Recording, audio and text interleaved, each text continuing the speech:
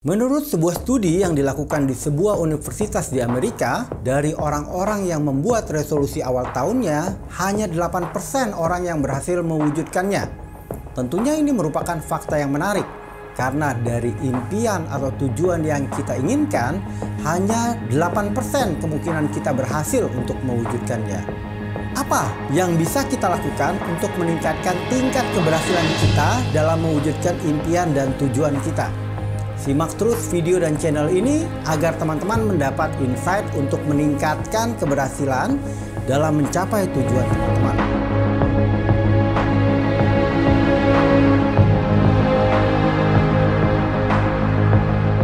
Mengapa hanya sedikit orang yang bisa mewujudkan resolusi awal tahunnya?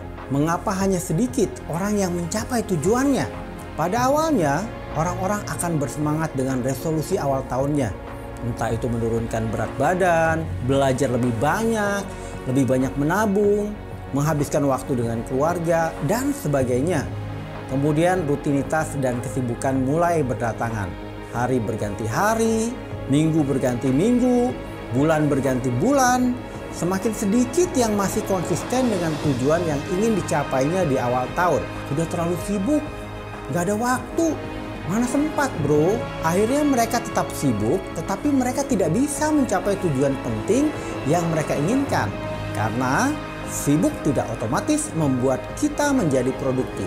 Ini mengingatkan saya dengan teman saya yang sukanya jajan, hobinya makan, kebiasaannya ngemil, tapi cita-citanya pengen langsing. Tindakannya tidak sejalan dengan tujuan yang diinginkannya. Kayak Jaka Sembung bawa golok, nggak nyambung dan bikin mabok. Jadi apa yang membuat banyak orang tidak berhasil mewujudkan tujuannya? Karena tindakannya tidak selaras dengan tujuan yang dia inginkan.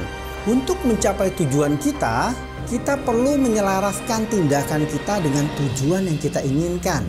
Seperti disebutkan dalam pepatah lama, harapan kita itu hanya menunjukkan keinginan kita, tetapi tindakan kitalah yang menunjukkan keseriusan kita dalam mencapai tujuan. Pernah nggak teman-teman melihat orang yang pengen mencapai karir bagus, tetapi enggan belajar atau menindaklanjuti umpan balik dari atasan dan pelanggan?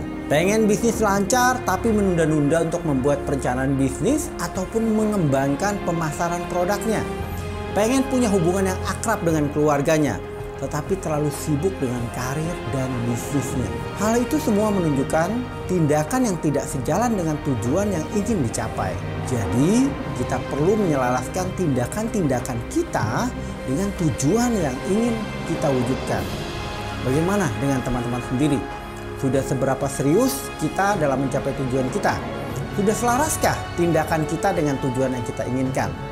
Silakan teman-teman komentar di kolom komen agar kita bisa berdiskusi lebih lanjut. Alasan lainnya adalah keterbatasan waktu. Padahal waktu adalah sumber daya yang paling adil yang diberikan pencipta kita kepada manusia. Orang diciptakan berbeda-beda. Ada yang cantik, ada yang kurang cantik. Ada yang kaya, ada yang miskin. Ada yang pintar, ada yang tidak terlalu pintar. Tetapi semua orang mendapatkan jumlah waktu yang sama. 24 jam dalam sehari, 7 hari dalam seminggu, dan 365 hari dalam setahun. Masalahnya, ada orang-orang yang bisa optimal dalam menggunakan waktunya dan ada yang tidak. Lantas, bagaimana caranya agar kita bisa lebih optimal dalam menggunakan sumber daya yang paling berharga ini? Berikut ini adalah langkah-langkah yang bisa kita lakukan untuk mengelola waktu kita dengan lebih efektif. Yang pertama adalah pilahlah dan klarifikasi prioritas yang perlu kita lakukan dalam mencapai tujuan. Teman-teman pernah nggak melihat pengumpul barang bekas? Apakah mereka mengumpulkan semua barang yang dia jumpai? Tentu saja tidak. Karena kalau semuanya dikumpulkan, bebannya akan terlalu berat dan merepotkan mereka sendiri. Jadi, dalam hidup kita perlu memilah aktivitas atau tugas yang akan kita kerjakan dari yang paling bernilai dan bermanfaat sampai dengan aktivitas yang kurang memiliki nilai atau manfaat untuk kita.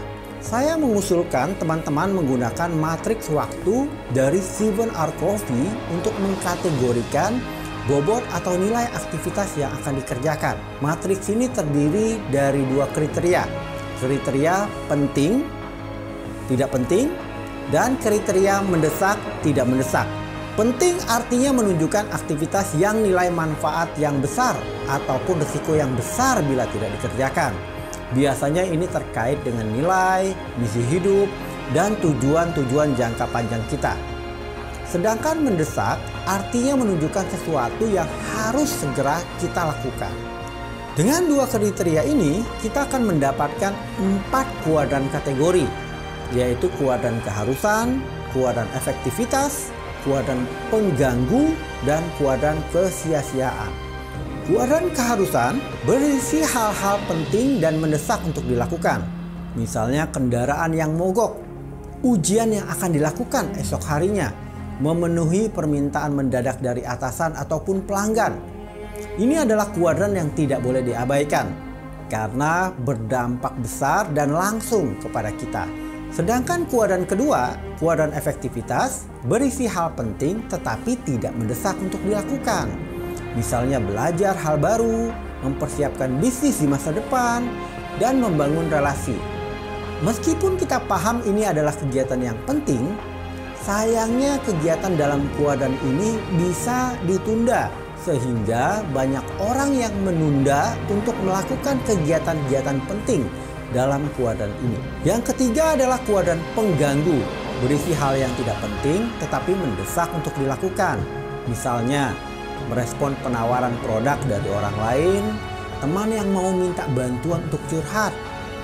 Biasanya hal ini kita lakukan karena merasa tidak enak atau enggan untuk mengecewakan orang lain.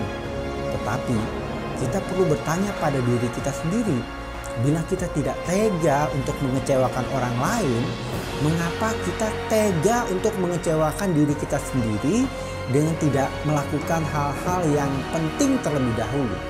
Yang terakhir adalah kuadran kesia-siaan. Ini berisi hal-hal yang tidak penting dan tidak mendesak untuk dilakukan. Misalnya main game online, browsing tanpa tujuan, atau gibah bersama dengan teman-teman. Sayangnya banyak orang terjebak dan menghabiskan waktunya dalam kuadran ini. Nah, coba teman-teman, berdasarkan 4 kategori ini, coba ukur berapa persen waktu yang kita habiskan untuk masing-masing kategori.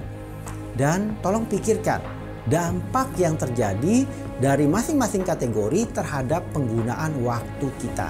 Setelah kita mengkategorikan, kita bisa masuk ke langkah yang kedua, yaitu pilihlah prioritas-prioritas yang paling berdampak besar. Setelah kita mengkategorikan aktivitas-aktivitas kita berdasarkan manfaat dan resikonya, kita bisa memilih aktivitas-aktivitas yang penting atau berdampak besar dan bisa kita lakukan setiap minggunya. Pilihlah masing-masing 3 aktivitas yang berdampak besar pada dimensi personal, profesional, ataupun sosial. Dalam hal personal, misalnya berolahraga, membaca atau menikmati informasi dan karya seni, melakukan aktivitas bersama keluarga, ataupun aktivitas-aktivitas yang meningkatkan kualitas spiritual kita. Dalam hal profesional, misalnya mengerjakan tugas dan tanggung jawab profesi kita, merespon permintaan mendadak dari atasan ataupun pelanggan, membangun dan mengembangkan network, atau belajar hal baru terkait dengan pekerjaan kita. Dalam hal sosial, misalnya hangout bersama teman-teman, merayakan ulang tahun network kita, berpartisipasi dalam kegiatan sosial di lingkungan, ataupun alma mater tempat kita bersekolah dulu. Setelah kita memilah dan memilih, sekarang kita bisa masuk ke langkah yang ketiga. Langkah yang ketiga adalah membuat perencanaan mingguan atau penjadwalan mingguan. Jika kita sudah selesai menentukan aktivitas yang berdampak besar tadi, kita bisa mulai melakukan perencanaan mingguan ini. Alokasikanlah waktu 30 menit setiap minggunya sebelum menjalani minggu-minggu kita untuk melakukan perencanaan mingguan. Di sini kita menjalankan prinsip perancang yang efektif. Measure twice, cut once. Ukurlah 2 kali dan eksekusi 1 kali, teman-teman. Jadi pertimbangkanlah dengan matang sebelum kita melakukan tindakan. Karena waktu dan hidup kita tidak bisa kita ulang, hanya satu kali.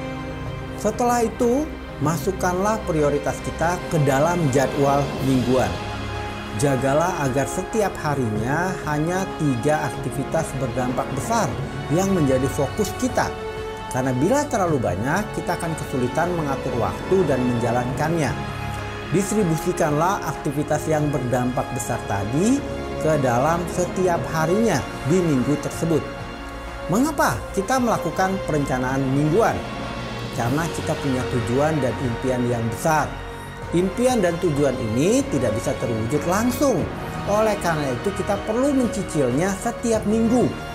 Analoginya adalah orang yang mengambil KPR atau kredit kendaraan bermotor, yang mengambilnya dengan membayar cicilan bulanan. Tujuan dan impian besar yang ingin kita capai perlu kita cicil secara teratur setiap minggunya, sehingga kita bisa segera mencapai dan mendapatkan tujuan yang kita inginkan. Perencanaan mingguan juga penting untuk kita menjaga keseimbangan antara kehidupan personal dan profesional serta sosial kita.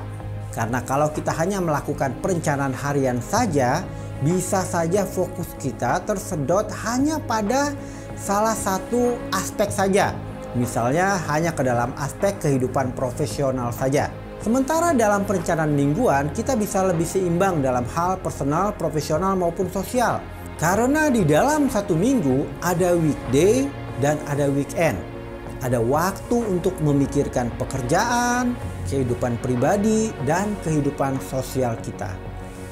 Langkah yang selanjutnya adalah memantau dan menyesuaikan pelaksanaannya dalam penjadwalan harian.